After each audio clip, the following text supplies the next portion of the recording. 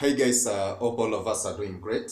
My name is Ernest, and this is Ernest Sciences and Mathematics TV channel. Now, in our channel, we deal with the different aspects of mathematics, physics, chemistry, and biology.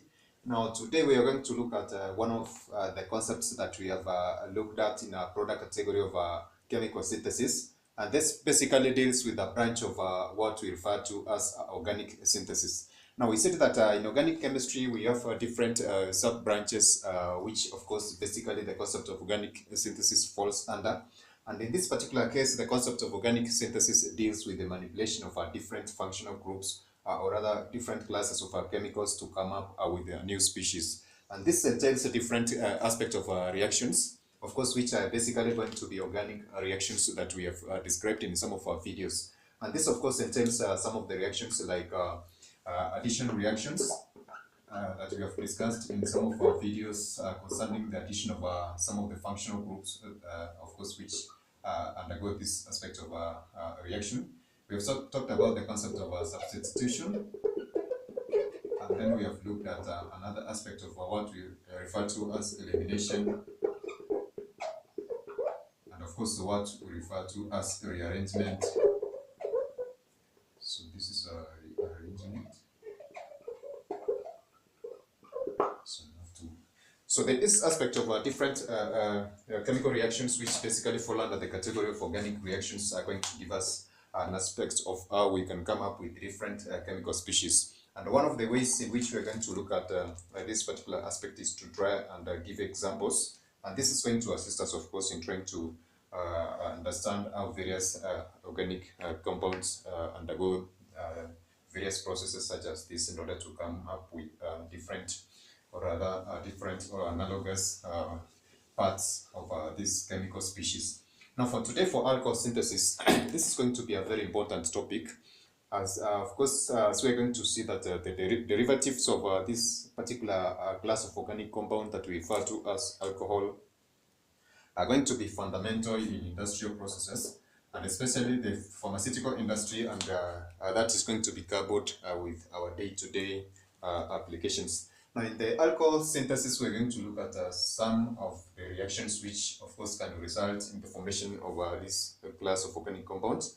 And basically, for today, we're going to look at reagents which are going to assist us come up with these alcohols. And basically, we're going to, of course, rely heavily on what we refer to as carbonyl compounds. Now, in this particular case, I refer to as compounds which are going to consist of carbon that has been bonded to oxygen using those specific double bonds. And in this case, we're going to consider the aspect of what we refer to as aldehydes and ketones.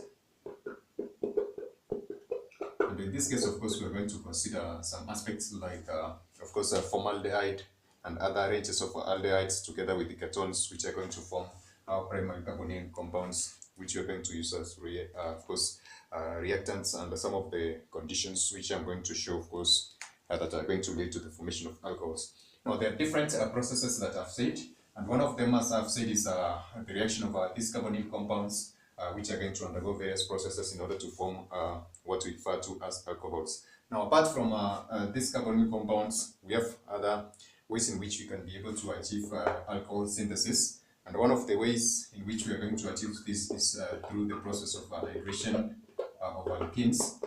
And of course, we have looked at this specific aspect in one of our videos that I'm going to put a link in the description box on basically the concept of hydration. And given one of the examples of hydration of this, of course, unsaturated compounds together with alkynes, which are going to result in the formation of a product of alcohol.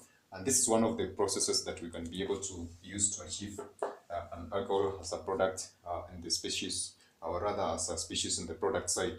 So the next, of course, we can consider other aspects like hydrolysis of alkyl halides as one of the ways in which we can be able to make or rather synthesize alcohols. But of essence for us, apart from these two processes, for today we are going to create an emphasis on this specific class of organic compounds, which basically are referred to as carbonyl compounds as our primary compounds. together with other reagents to manufacture or synthesize alcohol. Now, as I had mentioned, alcohols, of course, find wide applications in our day-to-day life. And one of the applications that we're going to see, of course, for alcohols is that it forms a large part of what we refer to as antiseptic. Now that it's going to, of course, inhibit growth of our microorganisms in some of the services that we're going to see, especially which is going to be exploited in the medical industry. And of course, we're going to see that one of the other area that we can be able to, of course, associate with this product range of organic compound that we call alcohols beverage industry. And of course, we can mention other areas of application like fuels that we can find methanol, some products like methanol being used. And of course, I've talked about the concept of solvents and organic solvents. Majority of them are derivatives of alcohols. And of course, we can see this one being exploited in the perfume industry that of course consists of these derivatives of alcohol. And of course, we can talk about, I've mentioned the concept of a medical industry apart, or the pharmaceutical industry apart from the antiseptic, which is a specific case I've given here. And of course, in this specific case, I can just mention the concept of sanitizers, whereby we find that alcohols are being used to sanitize services before a medical procedure. So in this specific case, these are some of the applications of this class of organic compounds. I felt that it's necessary for us to mention them in order to appreciate the concept of their specific synthesis. Now, lastly, then I'm going to look at a specific case where we're going to see how we can be able to synthesize alcohols using that specific procedure for the carbonion compound. Now, in this case, I'm going to achieve that using a specific example for ketones. I'm going to have this general ketone that is going to have those specific radicals for R and R prime prime respectively. And this is going to undergo, of course, a reaction using the first reagent that we're going to see. This is a carbon ion that I'm going to illustrate using R negative. And this I'm going to, of course, illustrate it. And this is a derivative that is going to be what we call from a Grignard reagent. Now, Grignard reagent is an magnesium that we're going to see a compound that is containing, of course, what we refer to as a halogen. So therefore, it's going to have a general formula for RMGX, whereby this is going to be an alkyl or an aryl compound or molecule, basically, which is a for aryl, this is a derivative of benzene, and this is going to be, of course, carbon.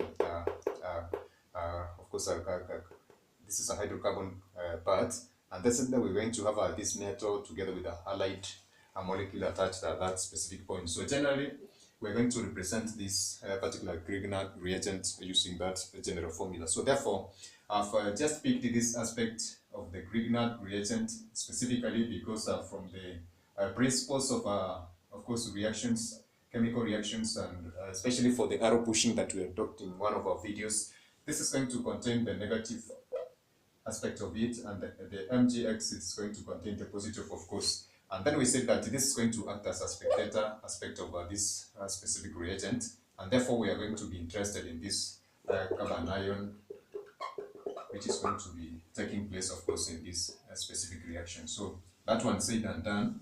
Therefore, I'm going to have that general illustration given as the first step for that aspect of a carbon ion from the Grignard reagent. And then I'm going to have step 2 consisting of a hydronium ion given as that. And this is going to lead to the formation of a product that is going to contain R1 and R prime prime. And that OH group, of course, which is a functional group for the alcohol containing those 3 radicals.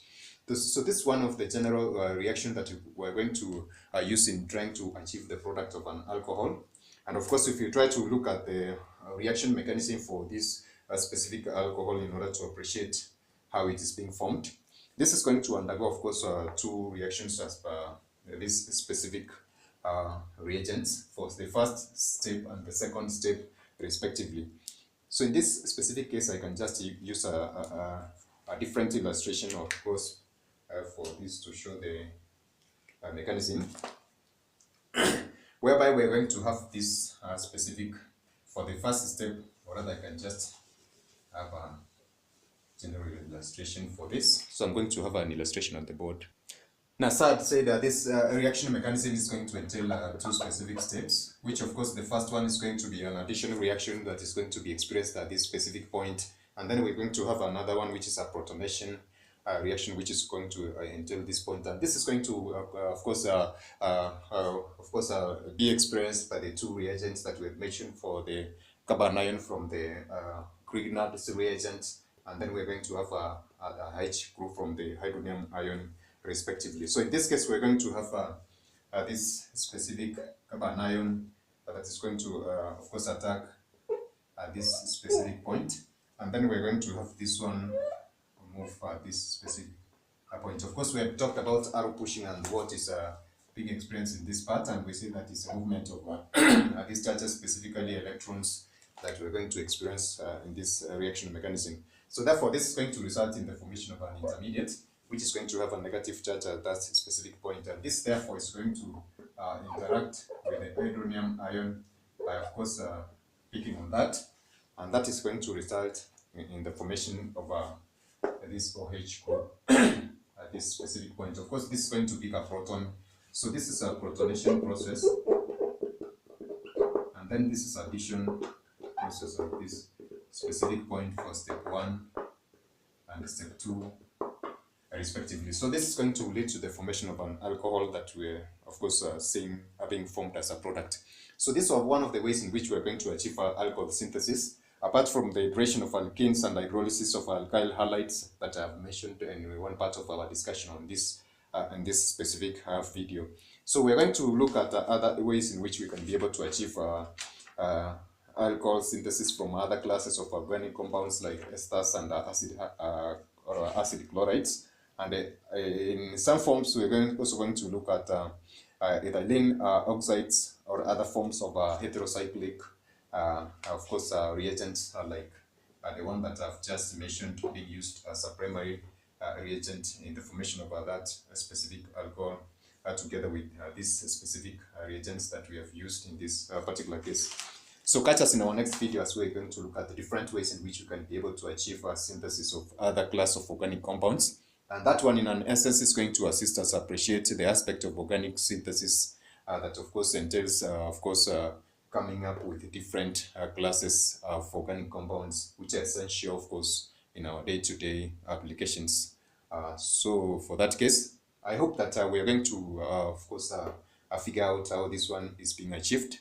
And check in our comment section or different description boxes for various videos in organic synthesis and organic chemistry, so that we're going to, of course, discuss, and the ones that we have already discussed. So that is it for today, guys. Bye. God bless.